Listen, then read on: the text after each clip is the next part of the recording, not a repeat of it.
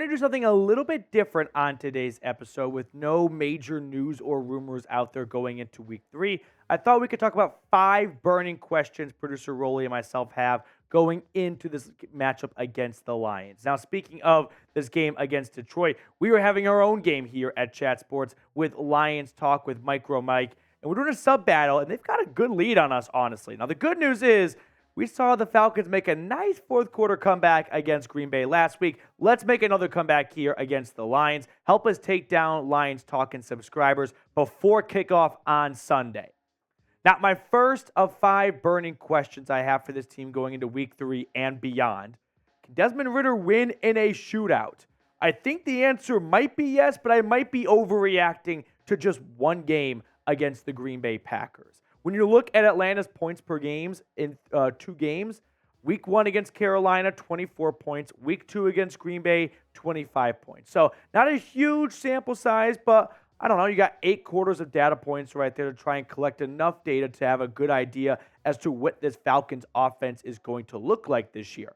Now, so far in 2023, Desmond Ridder has been phenomenal, I would say, in the fourth quarter, or at least as phenomenal as we all thought he could be going into this year. He's got more yards in the fourth quarter than the first 3 quarters combined, 181 passing yards. Now, he's got 1 rushing touchdown coming against Green Bay, but no passing touchdowns, but no interceptions as well. But look at his quarterback rating. I mean, it is just way higher than it is at the start of the game. So if you're looking for a guy with ice in his veins and someone that could maybe lead a comeback or win a shootout, go back and forth, go tit for tat, Desmond Ridder is looking to be that guy in just 2 games. So big time overreaction probably on my end, but I'm going to ride the high while it's here for now. Now, the Lions offense is much better than the Panthers and the Packers offense. So I think we're going to see whether or not the Atlanta Falcons can get to 30 points. This game might be a race to 30. Whoever gets there first might win this game. So for the first time in Desmond Ridder's Falcons career, I think, can he get to 30 points? I don't think he got to 30 points last year, and he hasn't gotten there yet this year. So we're going to find out, but Detroit's going to score points. They have the 4th most or 3rd most yards so far in the NFL. They're going to score lots of points. It's up to Atlanta to keep up with them and beat them to 30. Now, over or under 27.5 points from Atlanta this week. This is what our friends over at BetUS have the score total at for the Falcons. So let me know down below. O for over or U for under. My second burning question for Atlanta. Will Kyle Pitts finally get involved? I thought I had a good idea as to what the issue was last year with Kyle Pitts before the injury, and that was him and Mariota never really developed a downfield chemistry, so they weren't really ever on the same page. Mariota wasn't that fantastic of a quarterback to begin with, and Arthur Smith was using a Porsche like a Toyota Camry from 2004. No offense, Tex, I think that's what you drive. But what are we doing here? Like, you have a 4th overall selection running crossers and blocking. Come on. Let's use the Ferrari. Let's use the Lamborghini like he is, and let's get Kyle Pitts involved. So far in 2 games, 8 targets for 4 receptions and 59 yards. Every time Kyle Pitts catches the ball, I feel like a huge weight has been lifted off my shoulders of, finally, Kyle Pitts did something. Kyle Pitts got involved. And I don't think it's much of a talent issue with Kyle Pitts. I just don't think he is a good fit for what Arthur Smith is doing offensively. And here's the thing.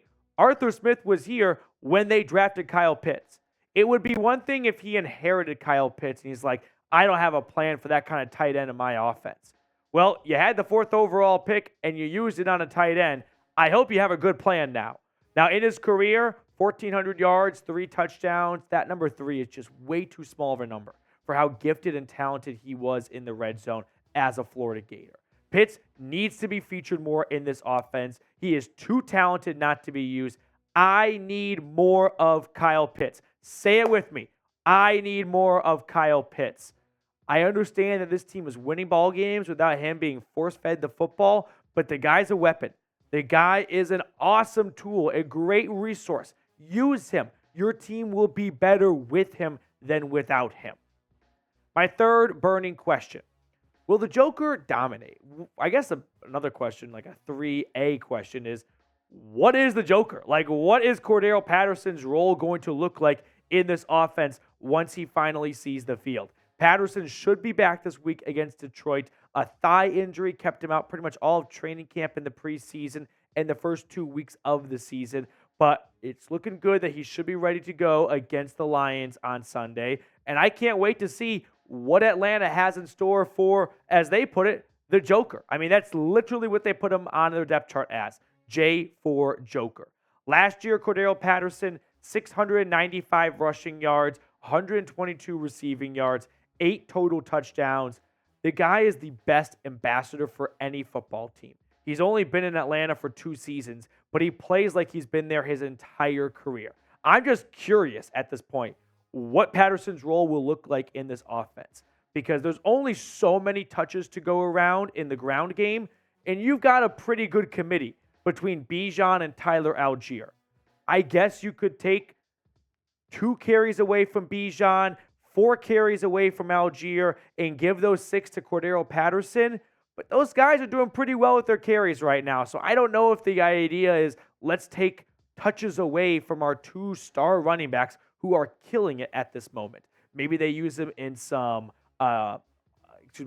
passing packages, some quick passes, try to get him the ball in space. He is hard to take down. He is a fast-moving train. But I'm just curious, what is the Joker going to do in this offense?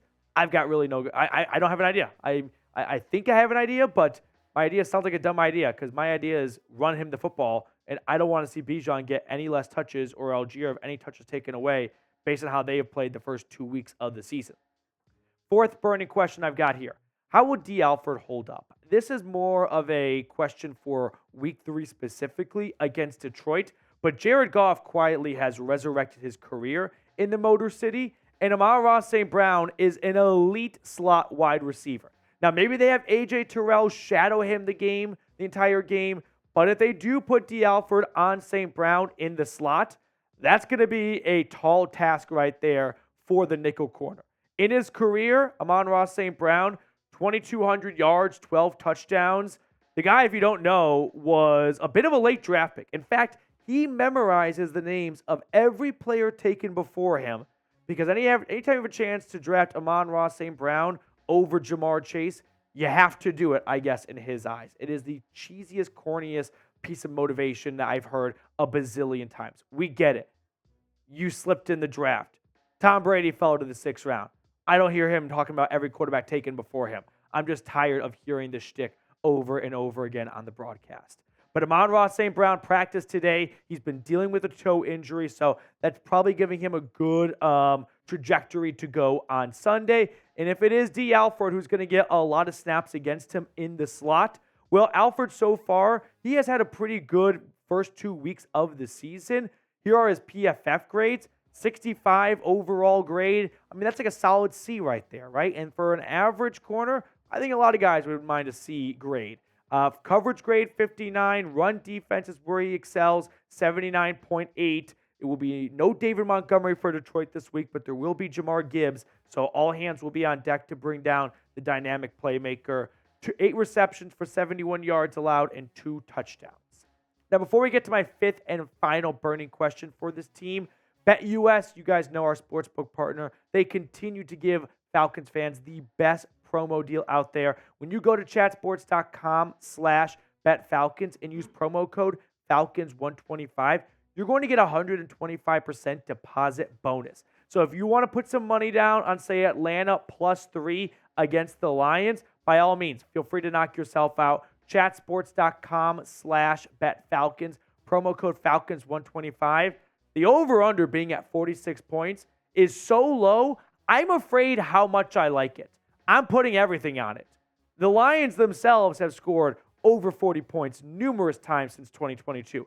Atlanta is averaging nearly 25 points a game.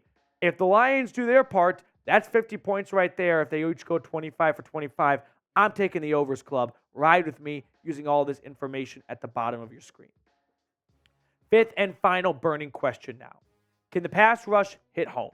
This has been a pass rush by committee, and we sort of knew that was the game plan once free agency got underway and Atlanta did not take a big swing at one of the marquee players, but decided to go the lower key route and just compile a couple of guys that can work well in tandem and produce results if they spread out the snaps over all 4 quarters. But Atlanta's pass rush so far, it's been the usual suspects, right? It's Grady Jarrett with a sack and 2 QB hits. Arnold Ebiketie has picked up his game in year 2. He's got 5 pressures and 2 QB hits. David Onyemata is harassing the quarterback. Calais Campbell, despite being 36 years old, looks like he's playing like a rookie at times. We need more from Bud Dupree. If there's one guy that's missing from that list, it's Bud Dupree. Now, he got the bag from Tennessee in free agency after a nice start in Pittsburgh, and then he more or less flamed out in the Volunteer State. But hopefully in the Peach State, he can hit the reset button on his career a little bit, and hopefully we get some good play out of Dupree, because so far,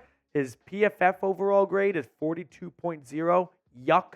4 pressures, 0 sacks. We need more from Bud Dupree. If you're going to have a committee approach at pass rush, you need that. An entire committee. It can't be on one guy to get after the quarterback. If the philosophy is we're going to keep fresh legs, we're going to rotate you guys in and out, we're going to wear down the offensive line. If you don't have a deep committee, and that's the name of the game, and that's the strategy for this year, that's putting way too much pressure on Lorenzo Carter and Arnold Ebiketie, guys who are not dominant edge rushers, guys who are not, let's be honest, probably capable in this season to put up 10-plus sacks. But if we can get 4 to 7 sacks from numerous players, you're going to get similar production compared to one guy who goes out and gets 12 to 14 sacks by himself. Now, who you got in this game, I do want to know. Falcons or Lions?